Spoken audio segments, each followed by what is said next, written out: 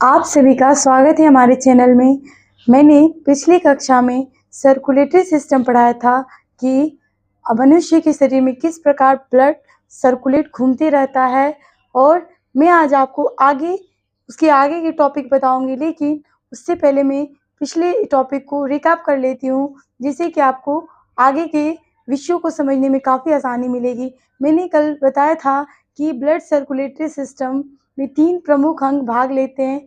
पहला ब्लड, दूसरा हार्ट, तीसरा ब्लड वेसल्स, और ये तीनों मिलकर हमारे बॉडी के सर्कुलेटरी सिस्टम में प्रमुख भूमिका होती है। और सर्कुलेटरी सिस्टम की यदि बात करें हम, तो ये 2 प्रकार की होती है।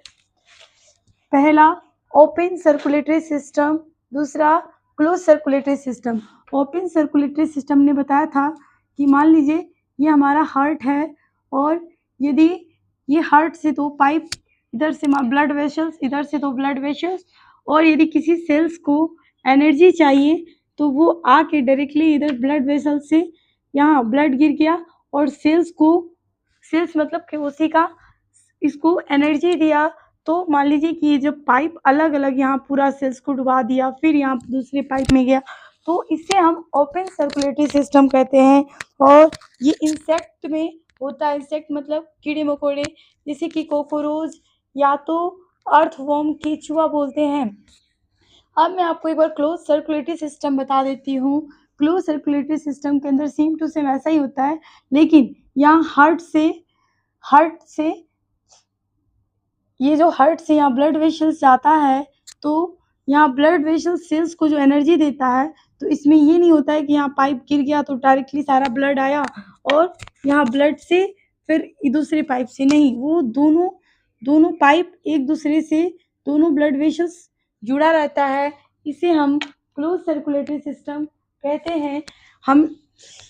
और यदि हम आपसे पूछें कि सर्कुलेटरी सिस्टम के अध्ययन को क्या बोला जाता है, तो जिस प्रकार जीव के अध्ययन को बायोलॉजी बोला जाता है, जंतु के अध्ययन को जूलॉजी बोला जाता है, उसी प्रकार सर्कुलेटरी सिस्टम के अध्ययन को एंजियोलॉजी, और यदि इसकी जनक की बात करें तो विलियम हार्वे इसके जनक थे। आज मैं आपको बताने जा रही हूँ कि रक्त किस प्रकार का सॉल्यूशन है, किस प्रकार का विलयन है। तो ये एक प्रकार का कोलाइडल विलयन है।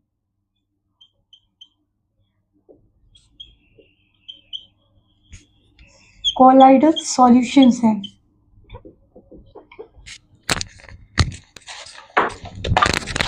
कोलाइडल सॉल्यूशन मतलब जैसे कि मान लीजिए आप पानी लिए, ठीक, और पानी में यदि आप चीनी मिला देते हैं, तो ये लिक्विड में तो आपने सॉलिड मिलाया, और सॉलिड मिलाने के दौरान जो ये तो चीनी पूरा पानी में मिल जाता है, तो वो उस विलयन को क्या बोलेंगे हम?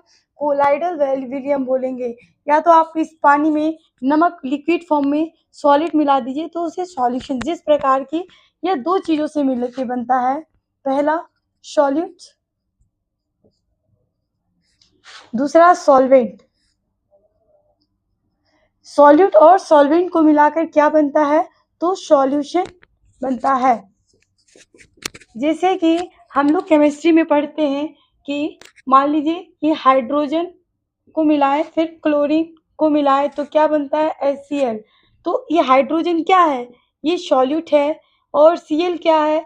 तो ये सॉल्वेंट है। और यदि हम सॉल्यूशन की बात करें तो ये क्या है? HCl क्या है?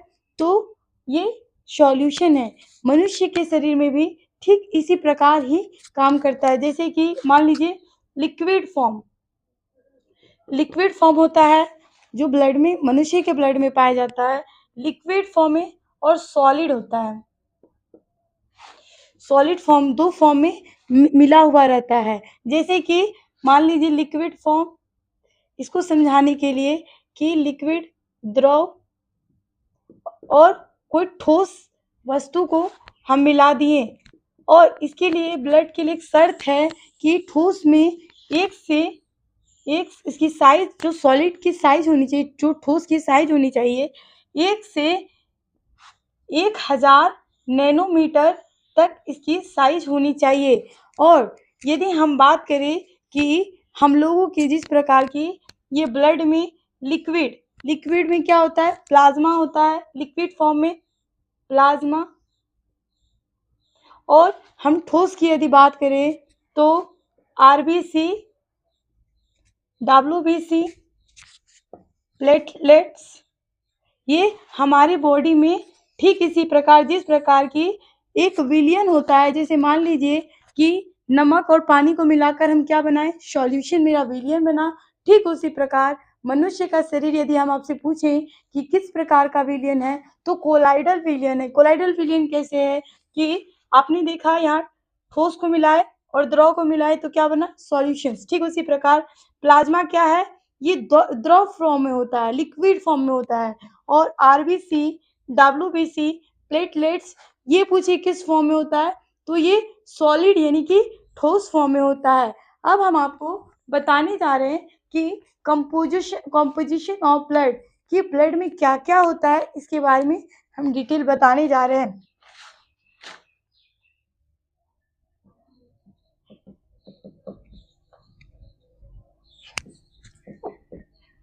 जैसे कि अभी हमने बताया कि कंपोजिशन ऑफ ब्लड, क्या क्या होता है रक्त में।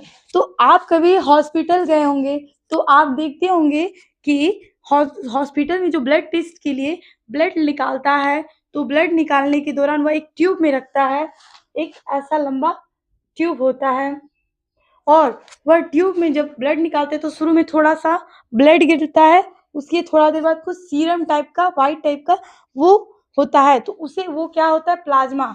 और ये ट्यूब है, मान लीजिए कि आप यहाँ गए डॉक्टर के पास, यदि डॉक्टर के पास गए, वो आपका ब्लड टेस्ट लिखा, तो ब्लड टेस्ट में हमने ट्यूब लिया, ट्यूब, और ट्यूब में हमने ब्लड रखा। ब्लड थोड़ा देर रखने के बाद जब आप ट्यूब में ज़्यादा देर थोड़ा ब्लड रख दीजिएगा, तो जो कि सबसे नीचे बैठ जाता है उसको हम आरबीसी कहते हैं। जैसे कि आप देखिए कि मान लीजिए कि आप कोई बर्तन लिए, कोई बर्तन में पानी रखें, लिक्विड। अब हम इसमें क्या करते हैं कि इस पानी में हम बालू मिला देते हैं, तो बालू क्या हो गया? सॉलिड हो गया, ठोस हो गया। तो वह क्या करेगा? ठोस क्या करेगा? नीचे जाके बैठ जाएगा, और ये जो पानी क्या है, ये ऊपर ऊपर रहेगा। तो ठीक उसी प्रकार आरबीसी, ये सॉलिड होता है, ठोस होता है, तो वह नीचे जाके ट्यूब में बैठ जाता है। और यहाँ बीच में मिक्स्ड, ये दोनों के मिक्स्ड होता है, मिक्स्ड कलर, जिसको कि डब्ल्यूबीसी या प्लेटलेट्स बोलते हैं। और ये सबसे ऊपर येलो कलर का, ये रेड कलर का आरबीसी होता है, और येलो कलर का, येलो कलर का होता है, और इसको क्या बोलते हैं? तो प्लाज्मा। यदि हम आपसे पूछे सवाल कि मनुष्य के शरीर में सबसे ज्यादा क्या होता है? आरबीसी होता है, डब्ल्यूबीसी होता है, प्लेटलेट्स होता है, या प्लाज्मा होता है? तो इसका जवाब प्लीज कमेंट में दें। तो आप देख पा रहे हैं कि आरबीसी कितना है? इतना ही मात्रा है। डब्ल्यूबीसी, प्लेटलेट्स क्या है? मिक्स्ड, जो मिक्स्ड कलर है, तो मात्र इतना ही है। और प्लाज्मा कितना है? तो इतना है। तो ये 55% प्लाज्मा होता है। और ये किस फॉर्म में होता है? तो ये लिक्विड फॉर्म में होता है। अब हम आपको बताने जा रहे हैं इसके आगे।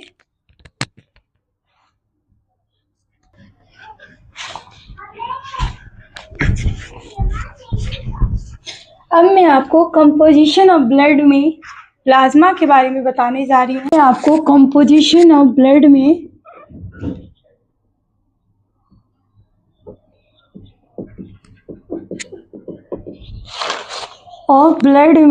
प्लाज्मा के बारे में बताने जा रहे हैं कि प्लाज्मा क्या होता है।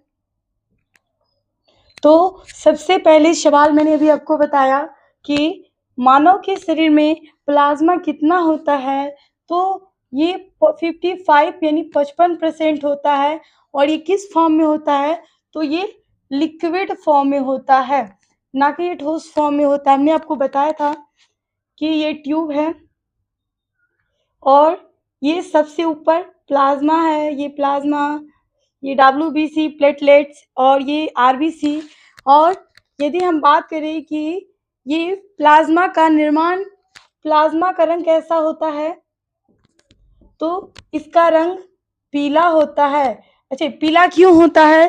तो ये इसका पीला रंग इसलिए होता है बिलीरुबिन की उपस्थिति के कारण।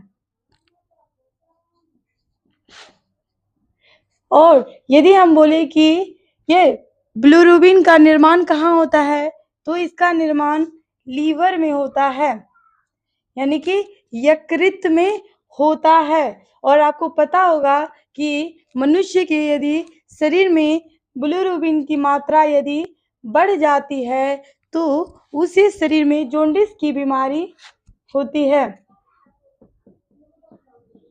और यदि हम आपको पूछे कि प्लाज्मा में क्या क्या होता है, तो इसके बारे में हम आपको बताने जा रहे हैं।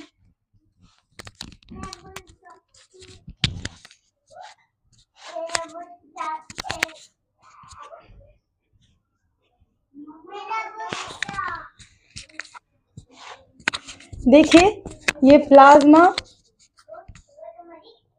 प्लाज्मा में क्या होता है, तो सबसे ज्यादा आपको मैंने बताया कि वो लिक्विड फॉर्म में होता है, उसमें वाटर होता है। प्लाज्मा में वाटर कितना होता है, तो 90 से 92। हम बात करें कि प्लाज्मा में विटामिन कितना होता है, तो विटामिन इसमें 7% होता है। जैसे कि समझिए प्लाज्मा कितना हुआ, 90%। एक ट्यूब में हमने आपको बताया था कि सबसे 55% प्लाज्मा होता है, और जिसमें कि प्लाज्मा में सबसे ज्यादा 90 से 92% ये वाटर होता है। और यदि उसमें विटामिन की बात करें तो 7% विटामिन होता है। और यदि हम मिनरल्स की बात करें तो वह 0.9% मिनरल्स रहता है। और एमिनो एसिड और ग्लूकोज की बात करें तो वो कितना रहता है, प्लीज कमेंट में जवाब दीजिए। तो एमिनो एसिड 0.1% होता है। और यदि हम टोटल को मिला देते हैं तो ये 100% हो जाएगा। और मैं आपको बता रही हूँ कि इसमें कौन कौन से विटामिन पाया जाता है। तो पहला एल्ब्यूमिन, दूसरा ग्लोब्यूमिन,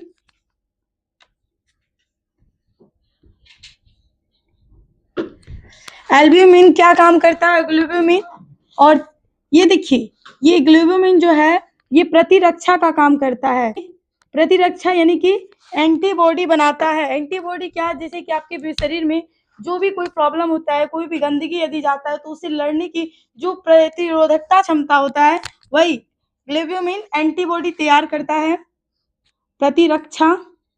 और हम यदि ये दोनों की दरोगा में पूछा गया ये सवाल है कि एल्ब्यूमिन और ग्लोब्यूमिन का अनुपात कितना होता है, तो 2.2:1 इसका अनुपात होता है। और यदि हम तीसरा विटामिन की बात करें तो फाइब्रोजेन और प्रोथ्रोम्बिन।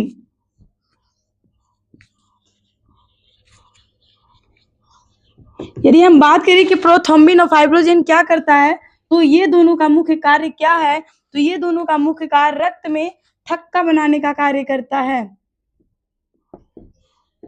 जो हमारे बॉडी में ब्लड क्लॉटिंग होती है वह थक्का बनाने का काम कौन करता है, तो ये प्रोथ्रोम्बिन और फाइब्रोजेन। यदि